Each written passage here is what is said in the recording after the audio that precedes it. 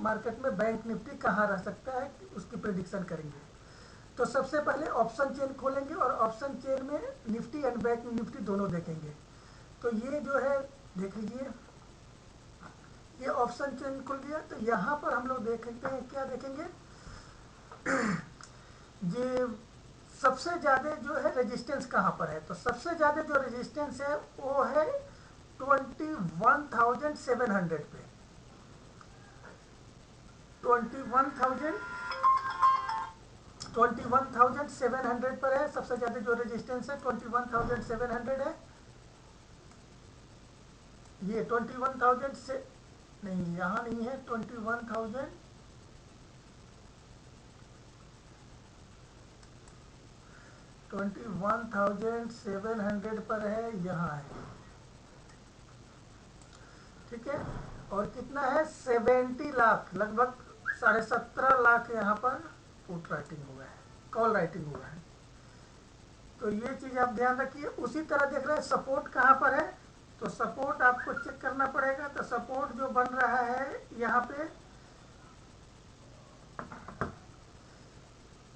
सबसे बड़ा जो सपोर्ट भी है वो भी 21,600 पर है, सबसे बड़ा सपोर्ट, और 21,700 पर है, ठीक है। 21,600 पर भी है, वहां पर सबसे बड़ा है, लगभग 14 लाख का है।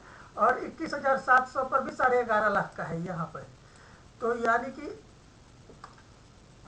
बैंक निफ्टी, ये जो निफ्टी है उसका सपोर्ट जो है 21,600 पर है, और रेजिस्टेंस जो है 21,700 पर है।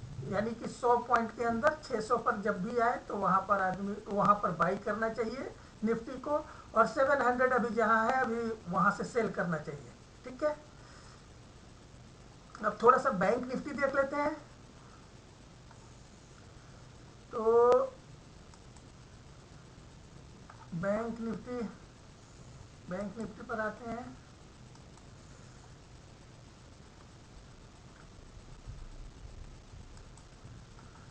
बैंक निफ्टी देखते हैं इन द मनी।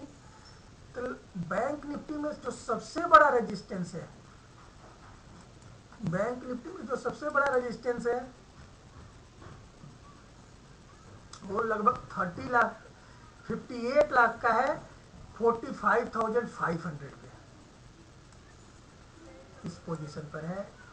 58 लाख का लगभग है यहाँ पर कॉल राइटिंग 45,500 पे।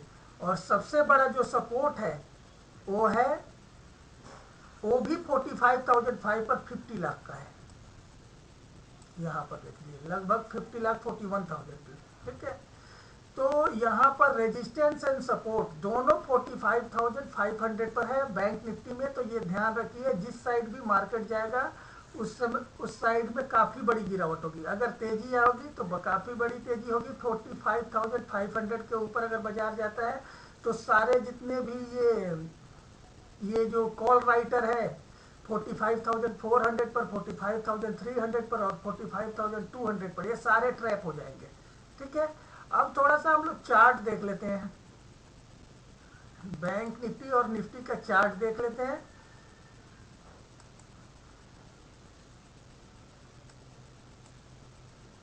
चार्ट देख लेते हैं। तो यहाँ देखिए H D F C bank का है। H D F C bank में न्यूज था, क्या न्यूज था H D F C bank में? H D F C bank में न्यूज था जी, इसका 9 लगभग 10% जिसका स्टेक जो है एल आई सी खरीदने वाला है। लेकिन ये जो देखिए, ये इंट्राडे जो कैंडल बना है, ये देख लीजिए, ये इसका विक जो है ऊपर बना हुआ है। तो इसमें कल हमें लग रहा है कि गिरावट हो सकती है। और अभी भी आर एस आई जो है इंट्राडे में 31 है, यानी कि अभी भी ओवरसोल्ड पोजीशन में है। थोड़ा सा ये देख चेक कर लेते हैं कि 1 आवर में कहाँ है। तो 1 आवर में चेक करते हैं तो इसका आर एस आई चेक करते हैं, 51 के ऊपर है। 1 आवर में इसका 51 के ऊपर है आर एस आई। अगर 1 आवर में भी 60 ऊपर रहता तब पॉजिटिव मानते, लेकिन अभी 1 आवर में जो है, एक चीज और आपको मैं बता दूं, एक चीज और बता दूं आपको कि यहाँ पर जो है स्टोकेस्टिक आरएसआई, स्टोकेस्टिक आरएसआई में यहाँ जो है ये चीज़ देखिए, यहाँ ये लग रहा है डाइवर्जेंस लग रहा है, ठीक है। तो यहाँ से भी अगर एचडीएफसी बैंक में गिरावट अभी आ सकती है, ये ध्यान रखिए। जो न्यूज था वो डाइजेस्ट हो गया है, फैक्टराइज हो गया है न्यूज, जो जितना बढ़ना था आज बढ़ गया है एचडीएफसी बैंक। मेन चीज था रिलायंस। आज जो निफ्टी में तेजी आई है ड्यू टू रिलायंस है। ये अकेले लगभग 200 पॉइंट 7% का रिलायंस ने तेजी आ जाएगा, ठीक है। तो थोड़ा सा रिलायंस भी देखते हैं। देख लीजिए ये रिलायंस, लेकिन रिलायंस में भी 1 आवर के चार्ट पर यहाँ डबल टॉप बन रहा है। और वीकली जी चार्ट पर अगर आप देखोगे, वीकली चार्ट पर भी देखोगे, ये 1 आवर का चार्ट है। अब आपको मैं वीकली चार्ट दिखाता हूँ, ये देखो। तो डबल टॉप इस पोजीशन पे, इस पोजीशन पे आप देखो, ये वाला जो पोजीशन है, ये वाला पोजीशन पर लगभग डबल टॉप बन रहा है, ठीक है। दूसरी चीज क्या है, दूसरी की चीज क्या है कि यहाँ पर जो है, यहाँ पर एक आपको डाइवर्जेंस भी दिखाई पड़ रहा है स्टोकेस्टिक आरएसआई में। यहाँ पर आप देखो एक डाइवर्जेंस भी दिखाई पड़ रहा है नीचे की तरफ। और आप ये देखोगे 70 ओवर बाउट रीजन में वीकली पर चल रहा है, ठीक है रिलायंस। तो रिलायंस में कल गिरावट भी आ सकती है, ये ध्यान रखना है आप। और इसके अलावा थोड़ा सा 1 आवर के भी चार्ट में देखते हैं रिलायंस, या इंट्राडे के चार्ट पर देखते हैं। इंट्राडे के चार्ट पर देखते हैं। तो इंट्राडे के चार्ट पर देखते हैं। हाँ, तो इंट्राडे के चार्ट पर भी अब ये सही लग रहा है। और लेकिन आरएसआई 74 है। स्टोकिस्टिक आरएसआई जो है, स्टोकिस्टिक आरएसआई जो है, ये जो है अभी भी 37 के नीचे है, ये यहाँ पर।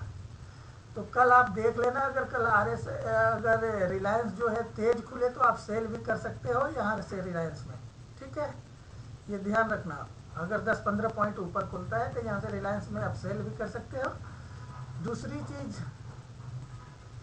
निफ्टी की, निफ्टी में जो आज तेजी आई है वो ड्यू टू रिलायंस की आई है। अब थोड़ा सा हम देखते हैं बैंक निफ्टी।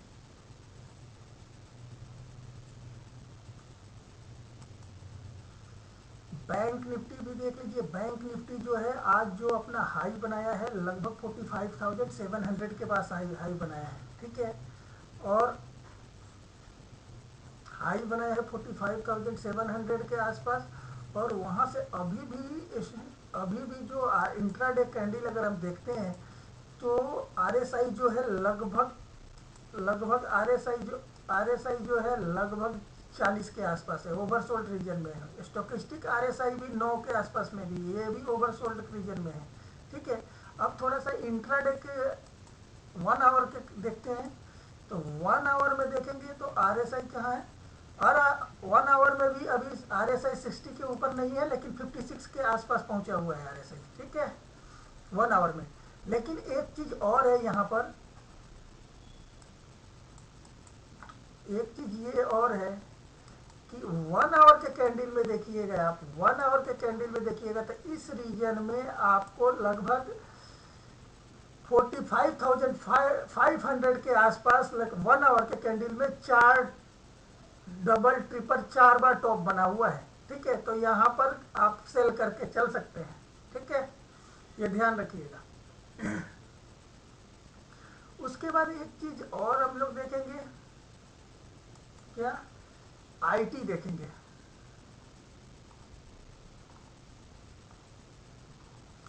आईटी का चार्ट देखेंगे।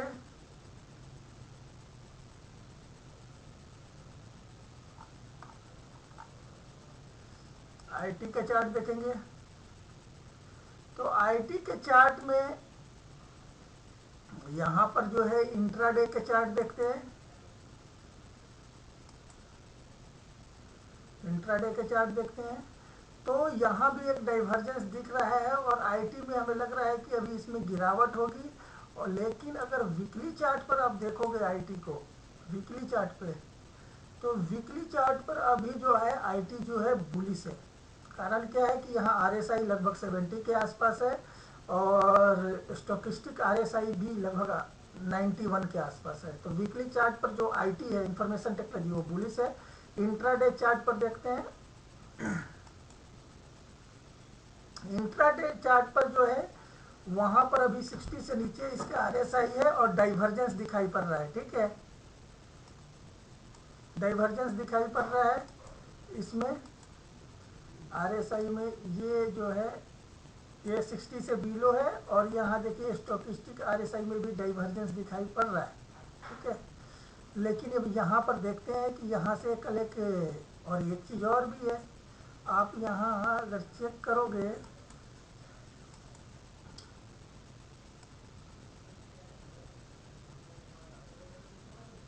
ये तो डाउनवर्ड ट्रायंगल भी यहाँ पर फॉर्मेशन हो रहा है। अगर यहाँ से अगर ये ब्रेकआउट हुआ तो काफ़ी बड़ी गिरावट हो सकती है आईटी सेक्टर में, तो इसके चलते निफ्टी में भी गिरावट हो सकती है। तो एक चीज़ ये ध्यान दीजिएगा। ठीक है, आज जो निफ्टी में जो तेजी आई है उसका सबसे बड़ा रोल जो है 7% रिलायंस भागा है, इसके कारण रही है। ठीक है, तो ये ध्यान दीजिएगा। अब थोड़ा सा हम लोग ग्लोबल मार्केट देखेंगे। ग्लोबल मार्केट देखते हैं, ग्लोबल मार्केट देखते हैं तो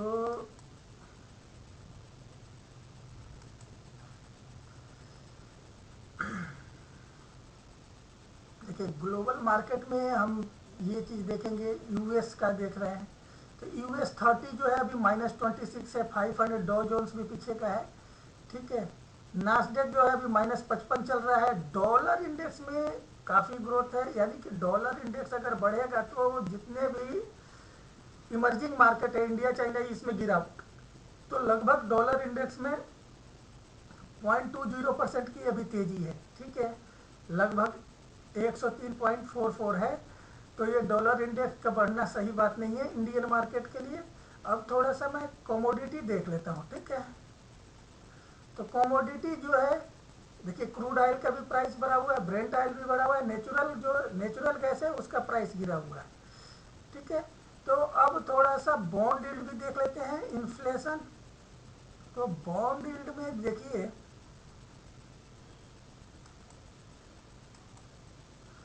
बॉन्ड यील्ड जो है ये 1.5% गिरा हुआ है। यूएस 10 ईयर का बॉन्ड यील्ड भी गिरा हुआ है, यूएस 30 ईयर का भी बॉन्ड यील्ड गिरा हुआ है। तो इससे ये है कि मार्केट में अभी जो बॉन्ड यील्ड है डाउन है, तो आईटी या टेक्नोलॉजी शेयर में तेजी आ सकती है। लेकिन एक निगेटिव पॉइंट ये है, ये डैक्स है जो यूरोपियन मार्केट का, ये लगभग 77.80 पॉइंट गिरा हुआ है। ठीक है, ये आपके सामने जो चार्ट लगा हुआ है डैक्स का लगा हुआ है फ्यूचर का। तो अगर डैक्स में बड़ी गिरावट आएगी तो ये मान के चलिए कोई भी गिरावट आती है तो सबसे पहले या तेजी आती है तो डैक्स से ही शुरुआत होती है, यूरोपियन मार्केट से। और इसमें गिरावट का एक मेन कारण है कि वहाँ का जो सेंट्रल बैंक है वो रेट कट नहीं किया है, न्यूट्रल रहा है, तो उससे कोई तेजी नहीं आई है। और फिर कल जो है यूएस मार्केट का वेट कर रहा है पूरा वर्ल्ड मार्केट कि यूएस में 30 जनवरी को फेड का मीटिंग है, अगर उसमें रेट कट होगा तब भी गिरावट होगा। तब किस में गिरावट होगा? टेक्नोलॉजी शेयर में गिरावट होगी। अगर क्यों? क्योंकि इन्फ्लेशन बढ़ेगा, बॉन्ड यील्ड में हाइप आ जाएगी, तेजी आ जाएगी, तो इसके चलते गिरेगा। अगर रेट कट हो जाएगा तो बैंकिंग शेयर में तेजी होगी। तो ये आप ध्यान रखिएगा। Thank you.